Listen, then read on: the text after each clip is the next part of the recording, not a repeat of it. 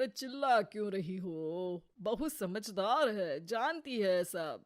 कैसे, किससे क्या बात करनी है। अरे तुम्हें नहीं पता कुछ। सुनते सुनते सिया जाती है और किचन से मेज पर लाकर नाश्ता लगाने लगती है। नाश्ता देखकर लीला जी फिर सुनाने लगती हैं। अरे फिर बना लिए ये नूडल्स और पास्ता। अरे तू बच्ची है बहू, पूरी बच्ची है। तुझे यही बच्चों वाली चीजें ही पसंद आती है। बाबूजी वही नाश्ता देखकर खुश हो जाते हैं और झट से बैठकर खाना स्टार्ट कर देते हैं। अगले दिन शाम के वक्त सिया छत से कपड़े लाकर कुर्सी पर रखकर पड़ोस वाली मीरा आंटी की आवाज सुनकर उनसे तड़का लगाने के लिए मीठा नीम लेने चली जाती है, क्योंकि लीला जी को करी में मीठे नीम का तड़का बहुत पसंद है। पर कपड़े कुर्सी पर देख लीला जी को मौका मिल जाता है असली तड़का लगाने का। सिया के वापस आते ही लीला जी फिर से शुरू हो जाती हैं। अरे कपड़े तय करके रखे जाते हैं और यहाँ हमारी बच्ची ने कुर्सी पर रख दिए। सब काम करने हैं पर बच्चों जैसे आधे अधूरे। पर माँ जी।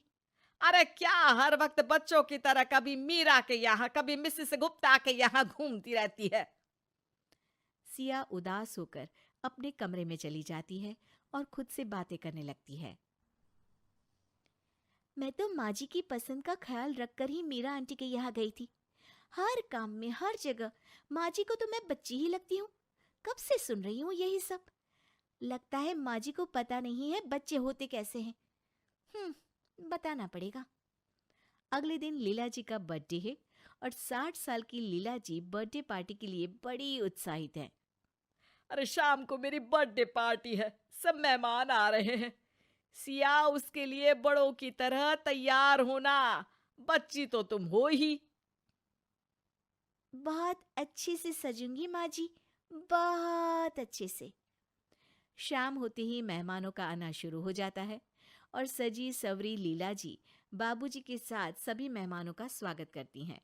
कुछ देर में सिया भी आ जाती है और सभी लोग सिया को देखकर हैरान हो जाते हैं। अरे बहू, ये क्या हुलिया बनाया है तूने।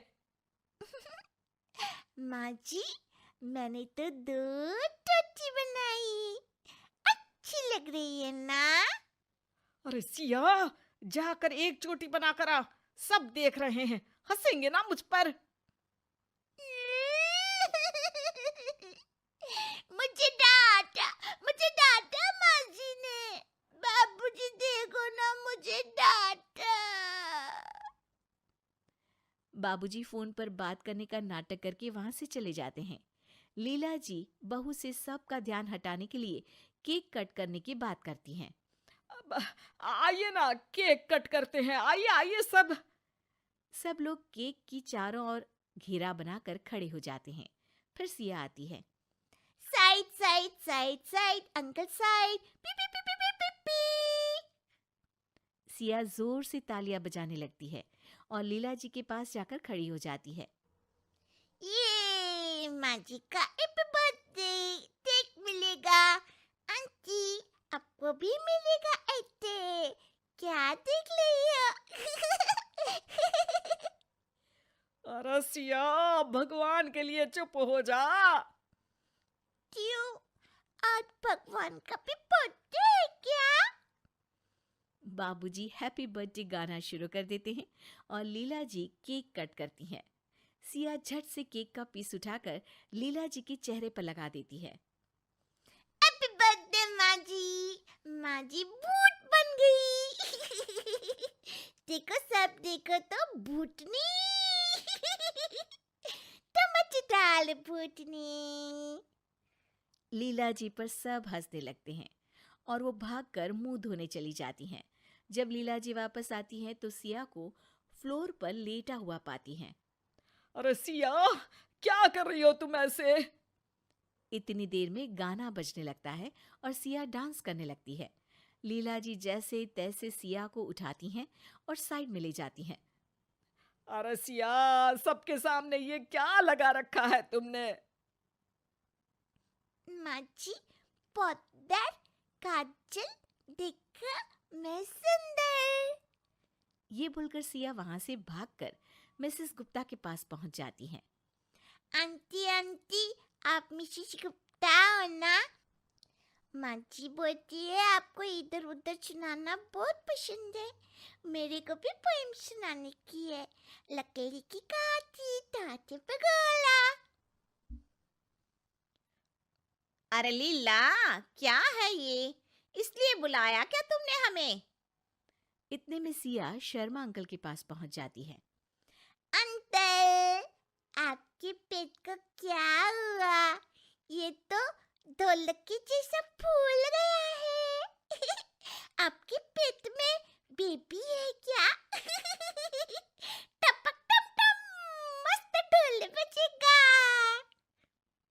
शर्मा जी ये सुनकर वहां से चले जाते हैं और सिया खाने की मेज पर बैठे मेहमानों के पास पहुंच जाती है और सबकी प्लेट से खाने लगती है।